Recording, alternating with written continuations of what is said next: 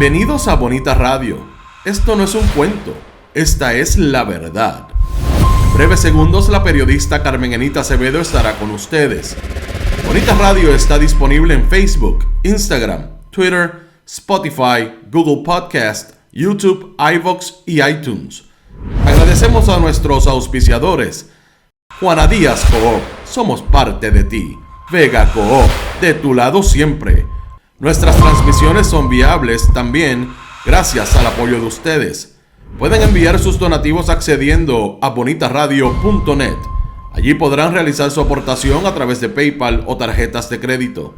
También pueden realizar su donativo por ATH Móvil Negocios a la Fundación Periodismo 21. O pueden enviar un cheque o giro postal a PMB número 284, P.O. Box 194000, San Juan, Puerto Rico 00919-4000. Bonita Radio, esto no es un cuento, esta es la verdad. Con ustedes, la periodista Carmen Enita Acevedo, en directo desde el estudio Roberto el Indio Acevedo. Muy buenos días, Puerto Rico. Soy Carmen Enita Acevedo y estamos en Bonita Radio a las 11:02 de la mañana. Bonita Radio se enciende para conversar con ustedes, sobre ustedes y de lo que tienen derecho a saber. A esta hora nosotros vamos a hablar de 3 temas fundamentales. Lo que está pasando en materia de Luma y su contrato después que ayer en una investigación de la Comisión de Alianzas Público-Privadas, Planificación, etcétera, de la Cámara de Representantes, los legisladores se enteraron de que Luma Energy se fiscaliza a sí misma por voz de quien dirige y se supone que supervisa a Luma, el director ejecutivo de la Autoridad de Alianzas Público-Privadas, Fermín Fontanés. Importante que hablemos de esos contextos y a las 11:15 esperamos poder tener la conversación con uno de los representantes que compareció a la vista, el representante independentista Denis Márquez. También vamos a hablar de lo que está pasando sobre seguridad y los casos que han mantenido el ojo público de intervenciones de la Policía Municipal de San Juan en un caso, de la Policía de Puerto Rico en otra, que han resultado muertos 2 menores, uno en julio y uno en agosto.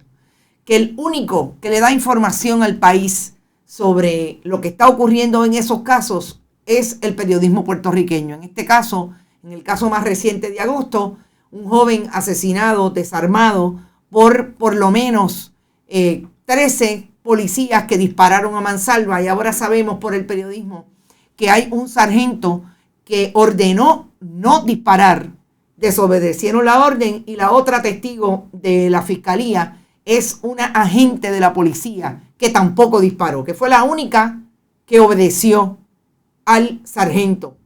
Vamos a hablar sobre eso porque nos parece súper importante que en este momento el Departamento de Justicia no diga nada sobre lo que está ocurriendo y sea el compañero periodista, colega de mucho tiempo y amigo, Miguel Rivera Puig, el que en efecto le está dando seguimiento a esta investigación. También, como tercer tema, ayer les dije que quería hablar sobre lo que está pasando o lo que pasó en Chile el pasado domingo. Y quisiera empezar por ahí, con relación al plebiscito de la Constitución, porque me parece importante en este momento traer una información que hay mucha tangencia con lo que ocurre en diferentes movimientos sociales y sobre todo lo que ocurre en Puerto Rico. En un momento de muchos fogones prendidos, de mucha frustración, de mucho cuestionamiento de la capacidad que tiene el gobierno de Puerto Rico, vis a vis lo que Puerto Rico puede hacer para cambiar esa realidad y sobre todo lo que representa cambiar la Constitución de Puerto Rico y en el caso de Chile, frente a lo que ocurrió en el 2020 cuando, en el 2021 cuando votaron por Boric para presidente en una famosa alianza. Pero vamos primero a saludarlos a ustedes. Espero que todos estén bien. Por ahí está todo el mundo. El cargo de la que arrestaron en Rincón hoy en Aguada salió bien. El policía no aparece si es que los arrestos son ilegales, dice Norma Rodríguez. Qué bueno, Norma, por eso. Hay que ver, a la que arrestaron en Rincón, la la primera joven del verano o la segunda mujer que arrestaron cuando en efecto hicieron la última actividad relacionada con la orden del tribunal. Aclárame eso. Saludos, Edgar García. Por ahí está José Rodríguez. Qué chévere, Luma se supervisa a sí mismo, así es. Madeline Molina Afanador también está por ahí está Gladys Esther Cuevas, como siempre. María Alibrán, tú eres nueva. Tatito sigue con el proyecto 1416 que va a regular las bienes raíces, donde piden un plan de mesura, tasación, estudio de título. Hay que estar pendiente. Vamos a hablar brevemente también de Rafael Hernández Montañez, el presidente de la Cámara, con relación a lo que hizo para bajarle la multa a uno de sus asesores. Importante, también en ese contexto de ver cómo el país está mirando lo que hacen los políticos y que parece que está llegando y está calando la información que se trae de sus actuaciones, porque ahí está la representatividad de ese pueblo en esos políticos, que yo creo que está llegando a su fin esa super lealtad. Hay que hablar de eso también. Saludos, Gabriel Quiñones, saluda a Doris Marrero. La señora que arrestaron en la madrugada. Ya sé quién es. Ok, qué bueno que salió bien. Los policías no aparecen. Eso es importante. Yadi Carrasquillo está por ahí. En Chile prevaleció la campaña de miedo, dice José Rodríguez. Víctor Díaz Miró también está de El Trainer de Kissimmee. Oh, tiene título. Gracias por estar por ahí. Irmita Vivaldi siempre tiene problemas para ver el video, pero yo no sé por qué. Irmita, tú estás bien cerca de Bonita Radio. Lo que pasa es que yo creo que tú tienes problemas de internet, pero estás aquí, tranquila, lo vas a ver siempre. Ginette Xavier, ya dije que está por ahí. Mientras manejo, Ginette, con calma. Tito Mode siempre está por ahí. Muy buenos días desde Orlando, Florida. Gracias a la diáspora que siempre está con nosotros. Lourdes Villamil Herranz también, desde cerquita también. Buenos días, Mirta Castro. Saludos, Mirta, qué bueno que estás por ahí. Ave María, buenas amigas uniéndose. Adno Morales, Ani Román, Robert Baldwin, el robo llamado Luma, que casi universalmente el pueblo puertorriqueño rechaza tanto en la isla como en la diáspora, revela un problema aún más preocupante. Diablo, está muy fuerte, está muy largo lo que escribiste, Robert, y a esta hora no puedo leer tu comentario, pero sabes que siempre lo apreciamos mucho. María Cruz está cerca, está aquí trabajando, dándonos la mano. María, gracias siempre por estar. Magdi Cabán desde Carolina del Norte. Cada vez que me dicen que es Carolina del Norte se me eriza la piel. Está también José Rodríguez, Lu Calderón, ya dije Tito Mou, Desméndez, por ahí debe estar Sandra García, que está por ahí. Judith Gómez, saludos y bonito día. Judith, Daniel Vega, Iber Grajales, Ilka, Rita Guzmán Martín, no nos falla, Miguel Medina, Carlos Morel. Bueno, vamos primero al tema de Chile, que me parece que es importante, sobre todo para que lo miremos y vayamos mirando esa otra realidad de los países latinoamericanos, que muy bien podemos traer como una referencia pueblos totalmente distintos, desarrollos totalmente distintos. Un pueblo que ha tenido una dictadura como la ha tenido Chile, de donde sale precisamente esa Constitución de 1980. Es importante leer y estar pendiente a lo que pasa en los países latinoamericanos, porque hay de alguna manera que también análisis que pueden llamarse y mirarse con relación a la realidad puertorriqueña.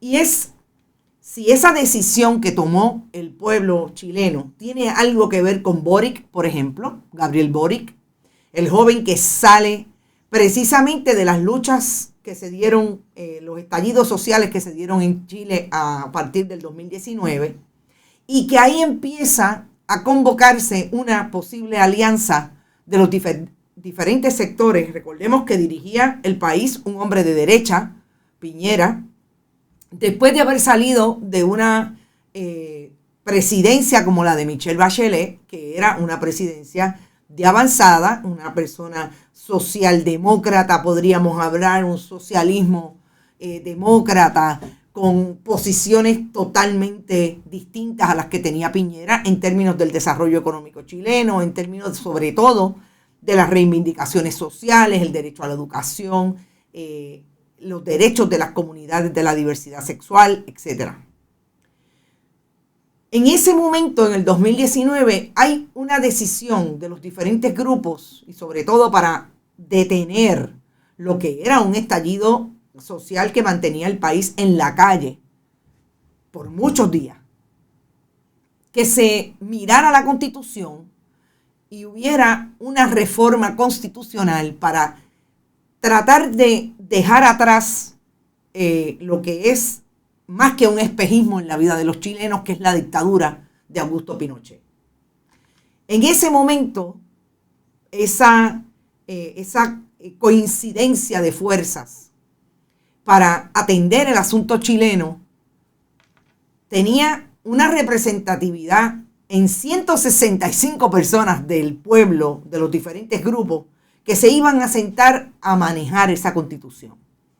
Yo no me puedo imaginar cómo 165 personas llegan a un acuerdo y lo fuerte que debe ser, lo tenso que debe ser esas diferentes personas que representan a ese pueblo para llegar a un lenguaje de la Constitución. Se llegó a un lenguaje que es lo que produce el plebiscito del domingo pasado, que tiene, por un lado, todas las reivindicaciones sociales que darían al traste con una sociedad centenaria, que es la sociedad chilena, anclada, como les dije, en una dictadura que fue terriblemente criminal en el desarrollo de ese pueblo, pero que tuvo, y yo creo que son no solamente las contradicciones, son las contradicciones que vive el propio país alrededor de los mensajes que dejó aquella dictadura, por un lado totalmente criminal contra el que se oponía y la que se oponía a ese gobierno, y por otro lado, la sensación por lo menos de que algunas reivindicaciones económicas se dieron en términos del desarrollo económico del país.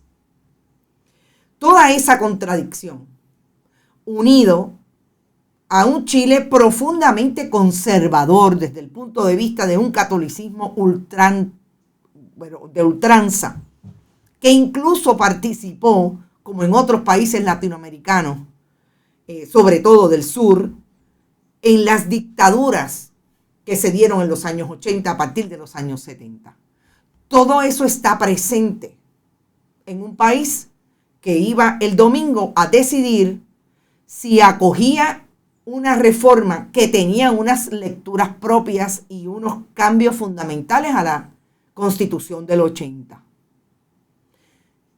Después de haber leído diferentes analistas, ver cómo se dio esa campaña. Algunos de ustedes hablan de la campaña del miedo. Es la campaña que se utiliza en Puerto Rico y la que estamos viendo por voz, sobre todo, del Partido Nuevo Progresista y algunos elementos súper conservadores del Partido Popular. Que la vemos totalmente enraizada en los pocos elementos de Proyecto Dignidad. Y hablo de los elementos Joan Rodríguez Bebe y Lizy Burgos, y el que sale de vez en cuando, sobre todo a través de esos vehículos de comunicación del fundamentalismo religioso, César Vázquez. Están totalmente enraizados desde ahí. La demagogia, el miedo, la propaganda. Porque así es que han logrado mantener un grupo en sus respectivas iglesias, como yo les llamo las Cristo Inc. Nunca iglesias históricas.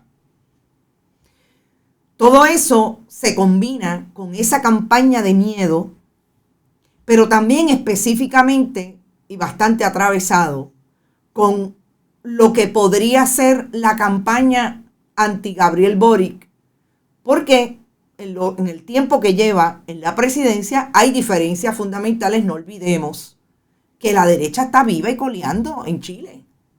Y tienen todo el dinero del mundo para hacer lo que quieren hacer, que es destruir cualquier posibilidad de que el país se mueva a algo que no sea el neoliberalismo económico, todas las dependencias que ellos entienden hay que tener sobre ese capitalismo salvaje, etcétera, etcétera. Y yo creo que todo eso debe mirarse cuando se habla de que el país rechazó la Constitución. Yo creo que el país rechazó los elementos que estaban, por lo menos el 62%, que es mucho, en esa Constitución que los convoca a un país totalmente diferente. Y lo que hace una Constitución es regir la vida social, política, económica, la ideología de un país. Lo lleva a marcar el tipo de país que quieren vivir. Y cuando usted es conservador, y si hay más conservadores, usted puede transar con que Gabriel Boric, el estudiante, el que luchó, el que habla de la educación pública, el que habla de las reivindicaciones de la pobreza, del pluralismo, de la representatividad de un país cultural indígena como es Chile, igualmente. Usted puede transar con algunas cosas, pero es posible que no transe con lo que dice la Constitución que propone esa coalición más grande, más allá de Boric, que es el derecho al aborto. Y ahí en que empiezan a mirarse para mí lo que son los discursos importantes para saber si en efecto lo que pasó en Chile fue que rechazaron las temáticas particulares que estaban ahí, que mueven al país a un país totalmente diferente al que el cura le dice todos los domingos que debe ser. Ojo, bien importante el asunto del fundamentalismo religioso católico. Allá en Chile es básicamente católico. Y todo eso definitivamente es importante en este análisis. Rechazo porque esa campaña de miedo caló, hay que verlo. Pero sobre todo, no es lo mismo escoger un presidente, no es lo mismo escoger un gobernador, a decir voy a cambiar la Constitución para esto. Y eso son mis 3 centavos, porque ya tengo una buena amiga que hace su escrito sobre mis 2 centavos sobre el conflicto, o por lo menos la mirada de lo que debe ser importante, que sigamos más allá de los mares de Puerto Rico, mirando cómo se comportan otras sociedades, cómo es que calan los discursos de miedo, cómo es que, por ejemplo, la gente todavía se cuestiona cómo es posible que después de sacar a Ricardo Rosselló Nevares en el 2019 todavía haya ganado el Partido Nuevo Progresista hoy con el 32%, porque los movimientos definitivamente y todo lo que incide en esos asuntos son importantes mirarlos en el contexto en que se dan para poder tener explicaciones, porque definitivamente las sociedades se comportan de una manera distinta, tienen unas historicidades totalmente distintas. Es el caso de Chile, es el caso de Bolivia.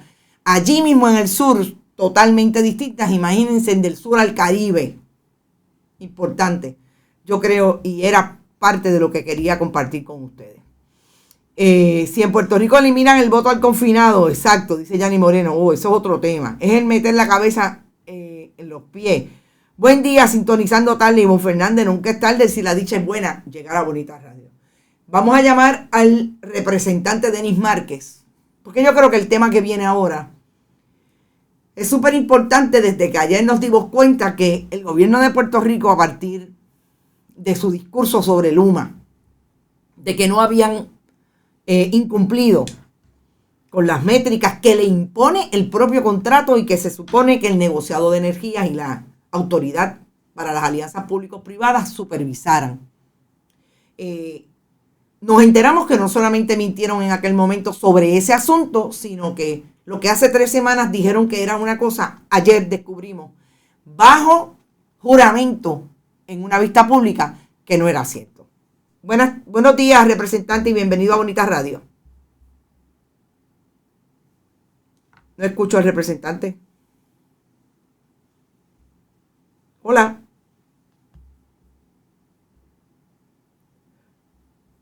No le escucho, eso debe ser que está en algo.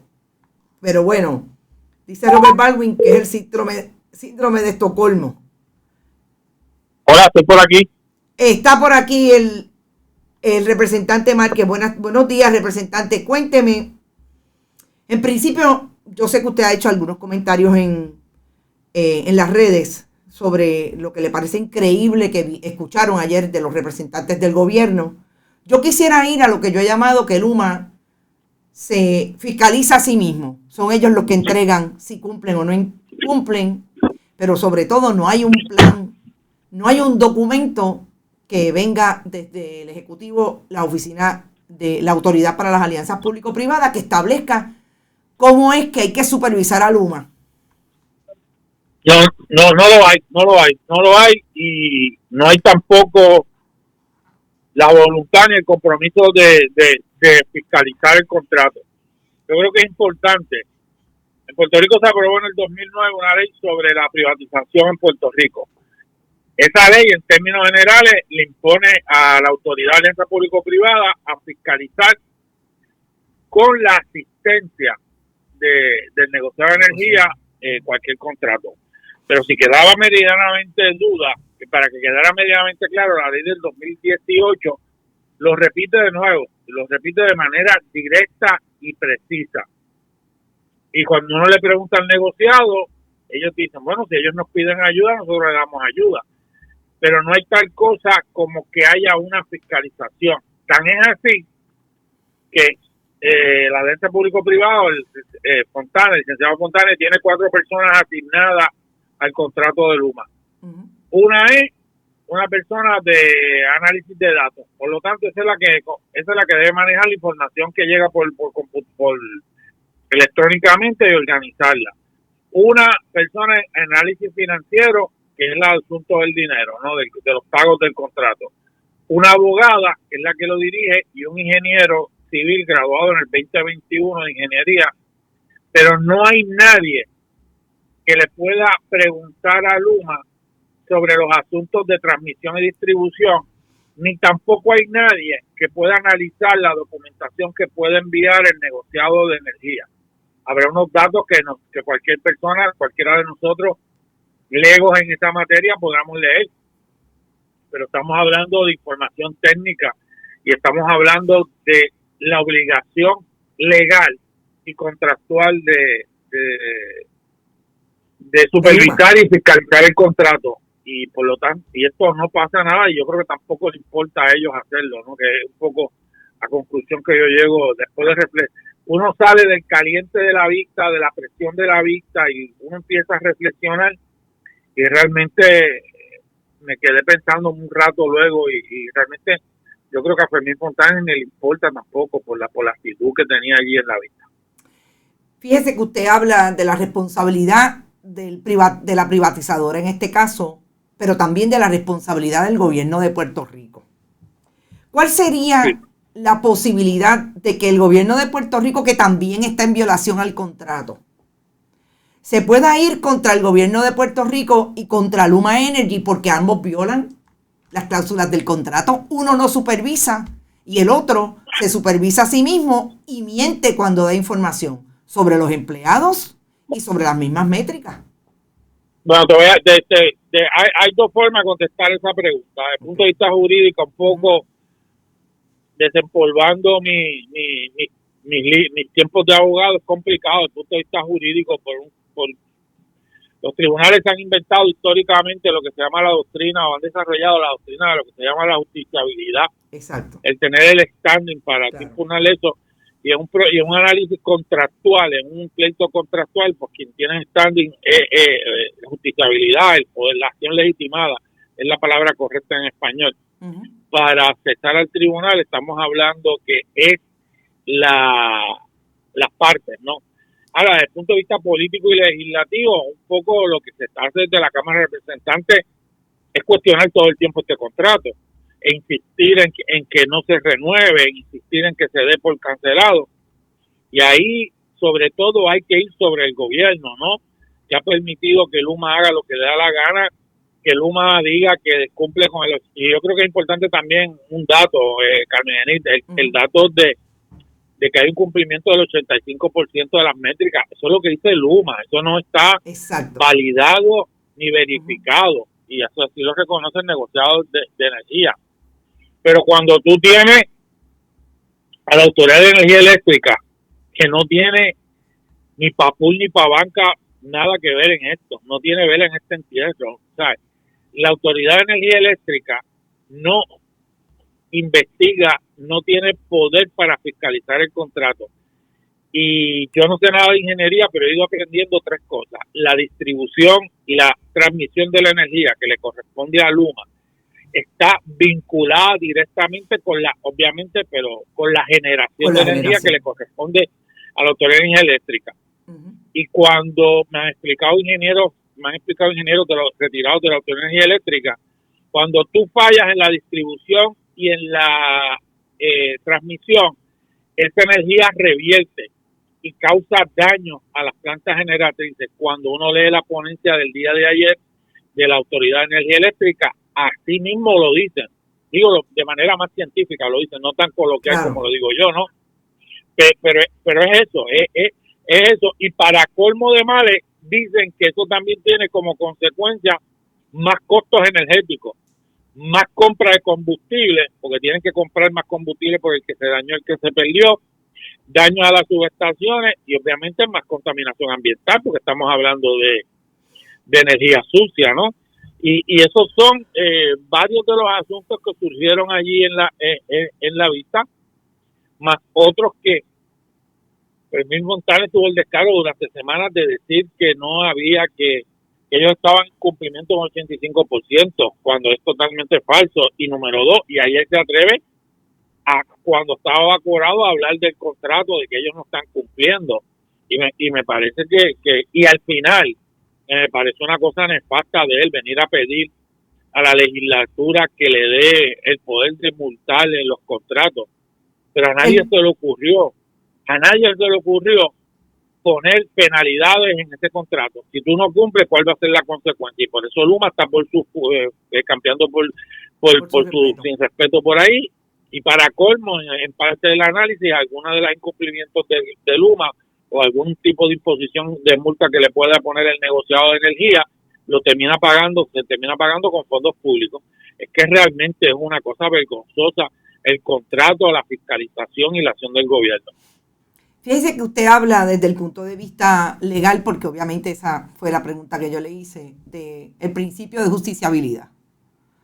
Uh-huh. Si el país no tiene, estamos hablando del pueblo que paga los contratos y los salarios incluso de la rama ejecutiva, la rama legislativa, la rama judicial, el pueblo que está sufriendo las consecuencias de este mal contrato. Uh-huh. ¿Por qué la legislatura de Puerto Rico, por ejemplo, por lo que usted sabe de cómo se están moviendo los asuntos allí, no argumenta que aquí alguien tiene que recurrir a otro foro, que es el foro judicial, a cuestionar el contrato de Luma? Bueno, que la parte que tiene, hay dos formas, ¿no? Ahí está la forma de que en un momento dado, pero ahí está el escenario de la Junta siempre ahí presente, de la no renovación del contrato, y esto le toca directamente a la Autoridad de Energía Eléctrica, que es el Ejecutivo. Yo sí te puedo decir, al gobierno, no a la Autoridad de Energía Eléctrica, le toca al gobierno de Puerto Rico, ¿no? Veremos a ver. Siendo Autoridad de Energía Eléctrica es el Ejecutivo. Y entonces por el otro lado, aquí se ha aprobado, aquí yo te puedo decir que la Cámara ha presionado bastante con el fin. Yo puedo criticar la Cámara en otro montón de temas, pero en esto tengo que reconocer que se ha utilizado el cuerpo legislativo para desenmascarar mucho de esto de Luma y de la autoridad de alianzas público-privado. Uh-huh. Y hay legislación y se está presionando todos los días. No, yo creo que si no se recurre a la vía contractual, si no se recurre a la vía judicial, me parece que van a continuar, y yo creo que el país tiene que hacer múltiples reclamos, como se hacen en la calle, como se hacen en las manifestaciones, como se hacen a través de los medios de comunicación, como se hace en la discusión pública, ¿no? Y eso va a ser parte de este proceso.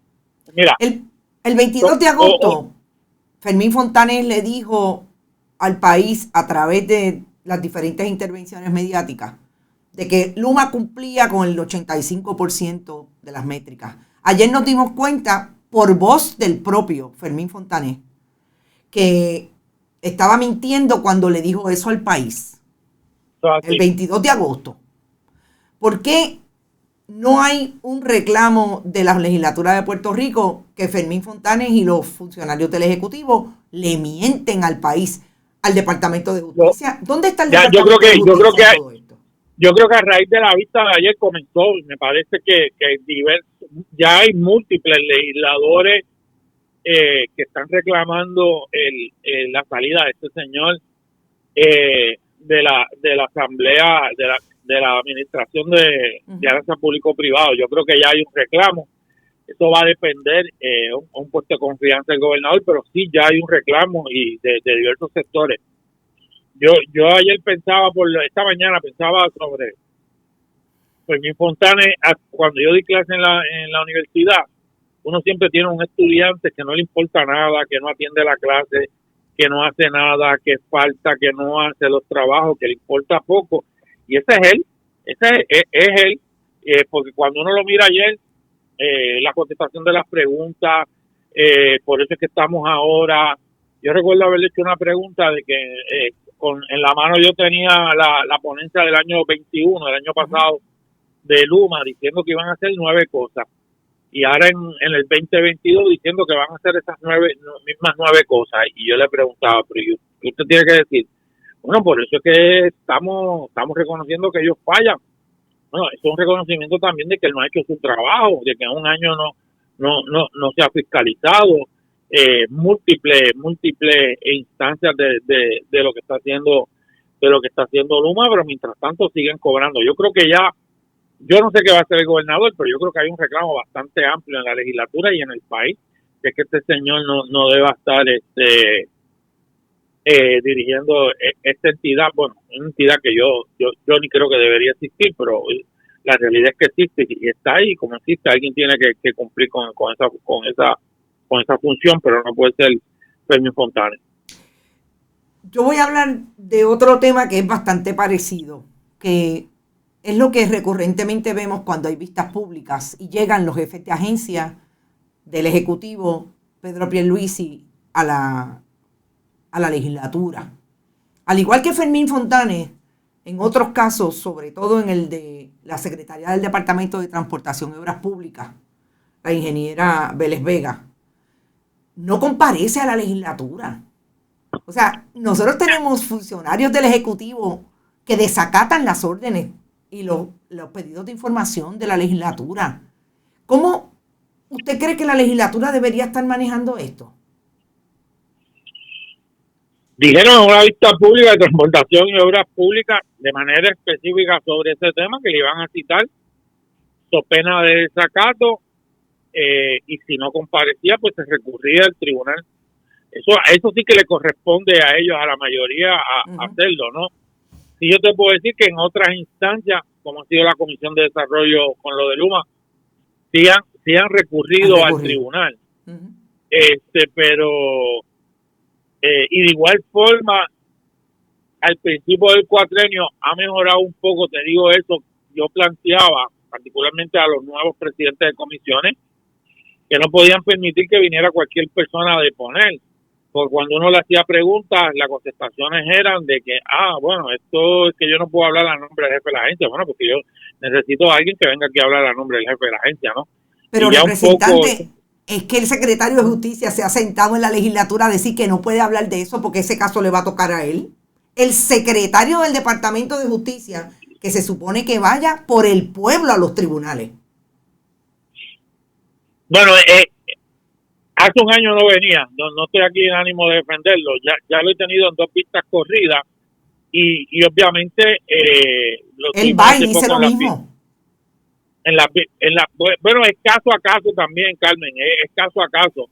Ese es el argumento tradicional, no de él, sino de todos los secretarios de justicia, para no tener que meterse la mano en el fuego, ¿no? Y se le cuestiona y se le cuestiona el por qué se hace eso, porque todo lo que se discute en la legislatura, de alguna forma u otra, puede terminar en el Departamento de Justicia. De mil maneras, es importante la opinión y la posición del secretario de Justicia, ¿no? Del secretario de Justicia y de los diversos jefes de agencia, porque aquí tampoco hay una cultura, ni en la Cámara, ni en el Senado, ni en el gobierno, eso que en teoría se llama pesos y contrapesos, Sí. es un poco, lo decía el otro día públicamente el ex compañero Víctor García San Inocencio cuando hablaba de que no hay una cultura del peso y contrapeso y no hay una visión de fiscalización de manera constante. Entonces tienes aquí una minoría del PNP que de cualquier salida, aunque en el tema de Luma no lo están haciendo de esa forma porque ya sería demasiado burdo, que se convierten en agentes defensores y abogados defensores del gobierno, ¿no? Claro. Y yo creo que la fiscalización trasciende todo eso, pero es parte de la realidad legislativa aquí en la Cámara de Representantes y me atrevo a decir que también en el Senado. En este momento, ¿cuál sería una visión de reestructuración de la Autoridad de Energía Eléctrica o algún proyecto relacionado si Luma sale de esa privatización del sistema de transmisión y distribución de energía?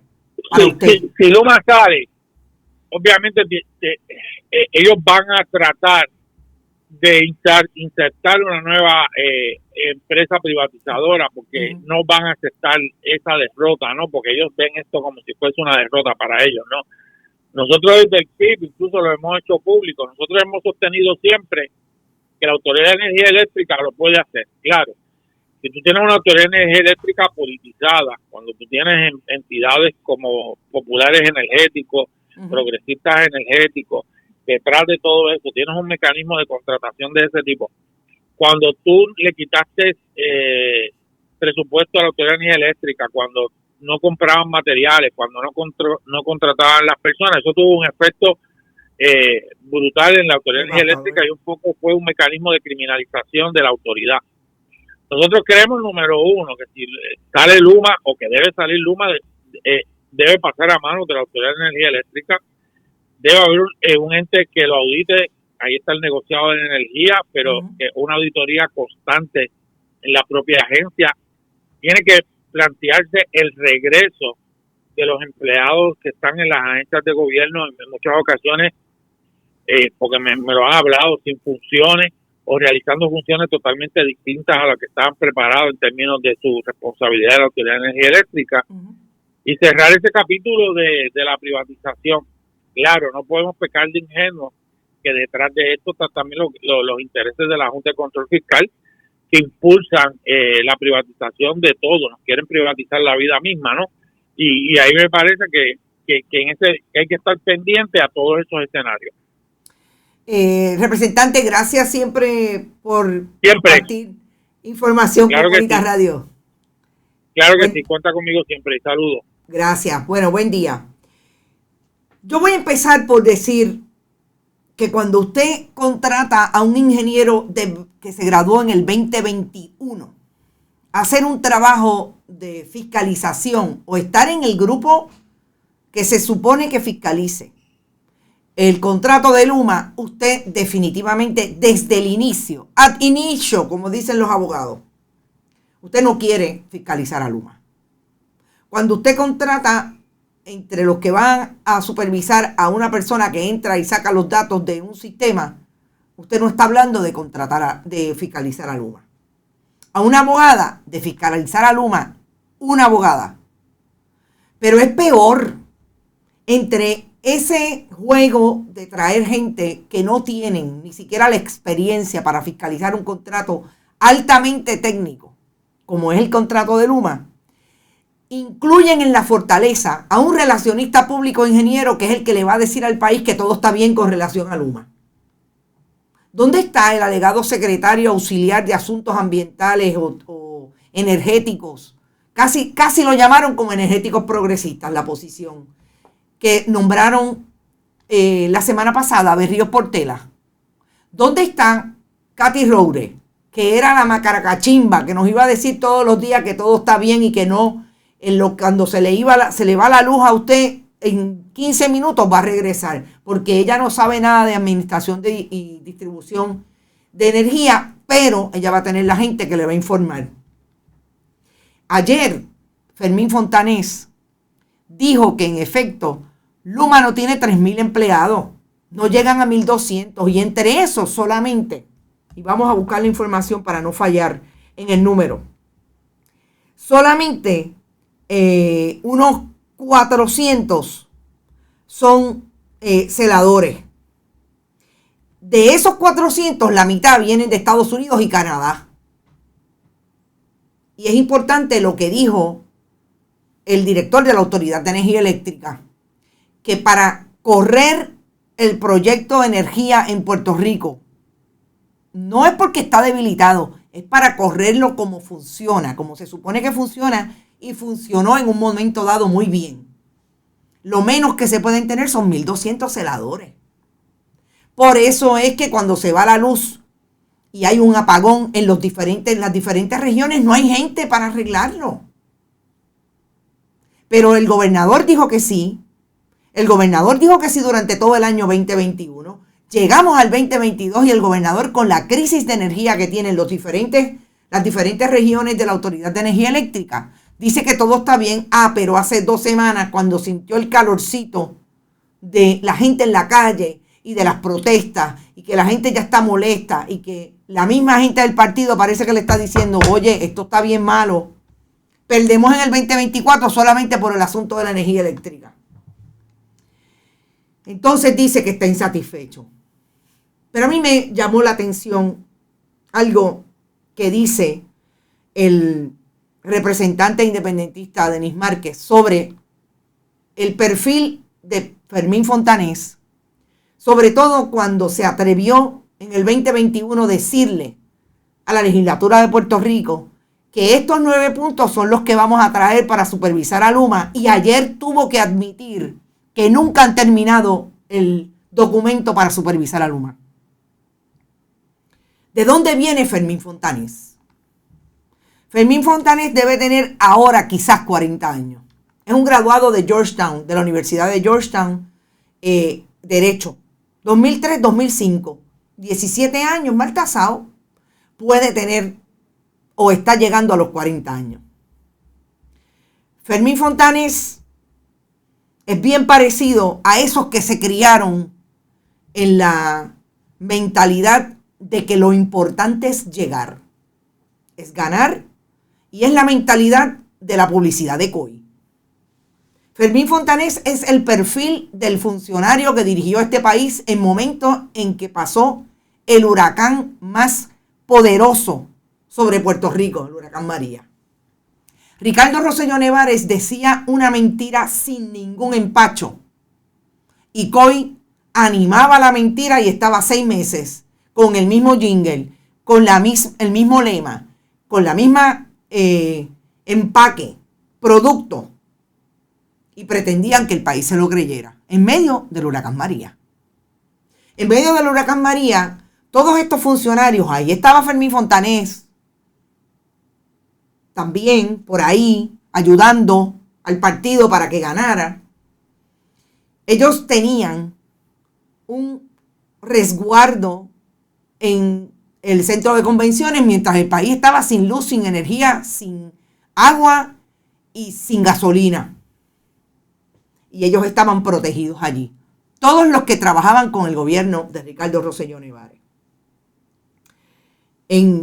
Fermín Fontanés viene de trabajar en un bufete como Nili Borges, donde trabajó Pedro Pierluisi Urrutia, desde donde se convirtió en asesor de la Junta de Control Fiscal. ¿Ustedes se creen que Fermín Fontanés tiene alguna empatía con el país? No, tienen empatía con el partido, le contestan las preguntas al partido, les contestan las preguntas al jefe, presidente del partido. No hay ninguna mirada de que representan la institución de la gobernabilidad, por un lado, desde la fortaleza, desde ese embeleco autoridad de alianzas público-privadas, que no es otra cosa de satisfacer los bolsillos de los contratistas. Porque ahí están todos señalados, ahí están todos listados. Y de una vez llenar esas plazas y esas posiciones en la autoridad, en la fortaleza de aquellos que contribuyen y son comisionados de barrio del Partido Nuevo Progresista. Cuando uno ve el perfil de Fermín Fontanés, ese es el perfil. Y es interesante que el representante lo haya leído desde su silla de legislador. Este es el estudiante que yo tenía, que no le importaba una porra. que cuando yo lo confrontaba con que por qué no hizo nada, pues no, ¿por qué no? Bueno, lo hice. El problema es que Fermín Fontanes se supone que fiscalice ese contrato que se ha dicho y ayer quedó clarísimo y todos lo hemos manejado de alguna manera. Se puede cancelar, pero si usted está en violación, y los abogados y abogadas que están aquí, que me lo contesten si usted está en violación de la relación contractual, claro que lo podemos cancelar. ¿Cuál fue el invento ayer de Fermín Fontanes para tratar de salir del problema de que el gobierno de Pedro Pierluisi no fiscaliza Luma? Pero miren, enmienden la ley para imponerle multa. ¿Cómo? Pero si ustedes fueron los que hicieron el contrato, lo firmaron a la trágala. La legislatura de Tomás Rivera Chats, la legislatura de Carlos Johnny Méndez. ¿Por qué no lo contemplaron en el contrato? Porque sabían que esa era la única manera de salir y comprometerse con la Junta de Control Fiscal y con los donantes del partido. Y estaban a 2 minutos de las elecciones del 2020 y necesitaban los chavitos para seguir. Por un lado. Y ahora tenemos que aguantar que Tomás Rivera Chatz se atreva a sacar un Buenos Días Puerto Rico, diciendo que qué pasó con el gobernador que no vota a Fermín Fontanes. O sea, Rita Guzmán dice que no leyeron el contrato. Si no leyeron el contrato, el pueblo debería pedir a todos los legisladores del Partido Nuevo Progresista y del Partido Popular que ganaron, aunque hay unos que se quedaron fuera y no entraron, que aprobaron ese contrato, que renuncien, porque incumplieron con la función legislativa. No, yo creo que lo leyeron y sabían lo que había ahí. Lo que pasa es que estaban claros de qué manera iban a trabajar. ¿Qué dijo Tomás Rivera Chatz esta mañana? Montándose en la ola de alejarse del gobernador, que es un lame duck, como dice nuestra amiga Brenda Reyes Tomasini, para tratar de montarse en la ola del país que establece que el Luma no sirve y que hay que sacarlo. Ahora Tomás Rivera Chatz se dio cuenta, cuando la gente está en la calle, cuando la gente está posicionada en todos los lugares donde hablan del asunto de la energía eléctrica, ahora se dio cuenta que hay que sacar a Fermín Fontanes. ¿Para meter a quién? A Berríos Portela. Al secretario de Asuntos Energéticos. ¿Para meter a quién? A Noelia García Bardales, que protege a Luma y que dice que todo está bien con Luma. Ahora es que Tomás Rivera Chatz dice que en efecto lo que aprobaron ellos, la mayoría del Partido Nuevo Progresista, era un contrato malo. Ese es el problema de tener un movimiento político, un partido político que tiene los elementos de la demagogia y la propaganda activados todo el tiempo. Pero yo creo que, como digo una cosa con relación al periodismo y a los asuntos de seguridad, que voy a ir brevemente porque no me quiero quedar sin hablar de eso, el periodismo está insistiendo. Y hay algunos legisladores en la legislatura que se dieron cuenta que el periodismo independiente y el periodismo que está dispuesto a hacer las preguntas que hay que hacer, estamos allá afuera trayendo la información contextualizada de lo que dijo Fermín Fontanes antes y lo que dijo ahora. De lo que dijo Tomás Rivera Chatz antes, pero sobre todo de lo que hizo cuando aprobó ese contrato y lo que dice ahora. Eso está ahí, ponlo en la nevera. Como último tema, tengo que entrar definitivamente en lo que está pasando en materia de derechos humanos y las investigaciones que tiene la Policía de Puerto Rico y por otro lado la Policía Municipal de San Juan en relación a los dos casos que incluso la colega Marimari Narváez de Kilómetro Cero le ha dado seguimiento porque atiende esa temática nefasta de un Estado que utiliza la violencia desde las fuerzas del Estado para atender situaciones con sus ciudadanos y ciudadanas. Esta mañana, el colega Miguel Rivera Puig establece claramente que la investigación del caso del menor que asesinaron a principios de agosto en la urbanización La Riviera, un menor de 16 años que tenía en ese momento una guagua que aun cuando no estaba reportada hurtada, No sabemos cómo la policía llegó a darle seguimiento desde Carolina y cuando llegaron al área de San Juan, en una calle sin salida, en la urbanización La Riviera, después de ese seguimiento, por lo menos 17 uniformados, de los cuales 15 dispararon, por lo menos 15, atacaron a este joven que estaba desarmado, Javier Antonio Cordero Nevares, que tenía 16 años. Sabemos por el colega Miguel Rivera Puig que esa investigación que sigue el Departamento de Justicia, el negociado de investigaciones especiales y el Departamento de Justicia con dos fiscales. Por un lado, ese caso estaba siendo atendido por una fiscal de mucha experiencia y la fiscal fue relevada de la investigación y trajeron a Rebeca Torres Ondina y Lisa Morales, que saben de investigación de casos complejos lo que yo sé de mecánica diésel. De los 60 disparos que supuestamente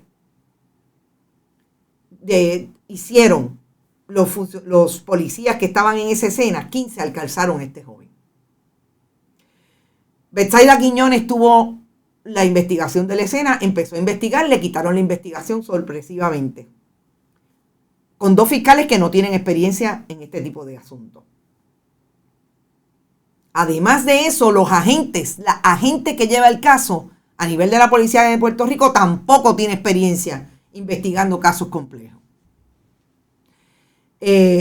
Pero lo más interesante es que el colega plantea que es un sargento de la policía y una agente que no disparó. Los testigos principales de este caso, ¿por qué? Porque el sargento dijo, yo dije y le di la orden que no dispararan y aquellos hicieron caso omiso. Y la agente no disparó porque otra agente la interpeló para que no lo hiciera. O sea que aquí hay testigos suficientes dentro de los mismos policías, sobre todo el oficial policíaco de más alto rango, que era un sargento, que dice, yo dije que no dispararan y dispararon. Y el secretario del Departamento de Justicia.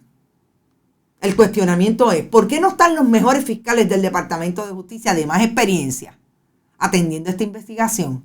Y la atienden dos fiscales que no tienen experiencia. Comisionado de la policía, de su policía. ¿Por qué no están los mejores agentes de la policía que hay con mucha experiencia para atender este caso? Porque esto puede estar pasando lo mismo que está pasando en el Ejecutivo con la Autoridad de Alianzas Público-Privadas. Cuando yo no quiero que pase nada con Luma, yo no tengo personal para atender el asunto de Luma, aunque reparto $11.2 millones en contratos a terceros, a contratistas de la chequera del pueblo para que supervisen a Luma. Sabemos que no la están supervisando. Y lo mismo puede estar pasando en la policía de Puerto Rico. Cuando yo quiero que no pase nada con esta investigación, pongo a los peores fiscales a investigar y a los agentes, no lo voy a decir peores, a los que no tienen experiencia para que no pase nada. Esa será la responsabilidad de la policía de Puerto Rico frente a dos familias. Porque hay otro caso, y es un caso de el pasado mes de julio. Es un caso en que los colegas de la colega de Kilómetro Cero hoy hace un comunicado de prensa diciendo que la familia de un joven de 19 años, Cristian, que fue asesinado en el mes de julio, está diciendo y pidiéndole al Departamento de Justicia que investigue y que qué pasó con la investigación de los dos policías municipales que le dieron un seguimiento a su hijo, Cristian José Rodríguez González, en el área de Río Piedras. Lo asesinaron por la espalda y al día de hoy no hay nada de la investigación. Estos son los fogones prendidos que tiene el Ejecutivo. Esos son los fogones prendidos, como hablamos con el representante Denis Márquez, que tiene la legislatura de Puerto Rico. Ahí está el país reclamando justicia, ahí están dos familias, ahí está la madre del joven de 16 años, del menor. La vimos hace 2 semanas en una vista pública, pidiéndole al Departamento de Justicia que tomen acción con esto. Si no llega a ser por lo que está haciendo el periodismo en términos de investigación, las buenas fuentes que siempre existen en todas las agencias, que también están reclamando justicia de alguna manera, porque no todos los funcionarios son iguales definitivamente.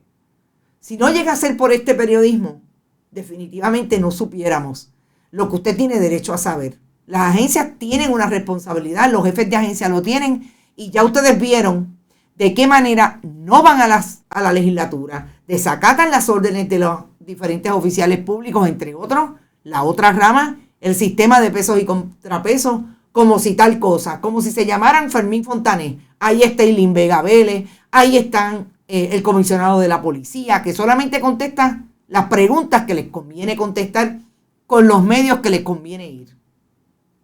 Pero nosotros seguiremos haciendo el trabajo. Ya a esta hora ya nos vamos. Volvemos a las 5 de la tarde. Recuerden que definitivamente el periodismo independiente y el periodismo de Bonita Radio está aquí para traer la información que ustedes tienen derecho a saber. Las preguntas son urgentes y las vamos a seguir haciendo. Nos vemos a las 5 en ¿Qué Palo es Noticia? Éxito. Hasta las 5.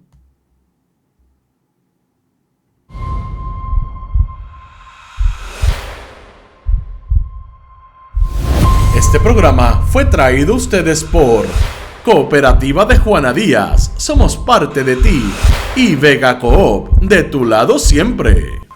No olvide que puedes realizar sus donaciones a través de ATH Móvil en la sección de negocios como Fundación Periodismo 21, o puede acceder a nuestra página de internet bonitaradio.net y donar a través de PayPal o tarjetas de crédito.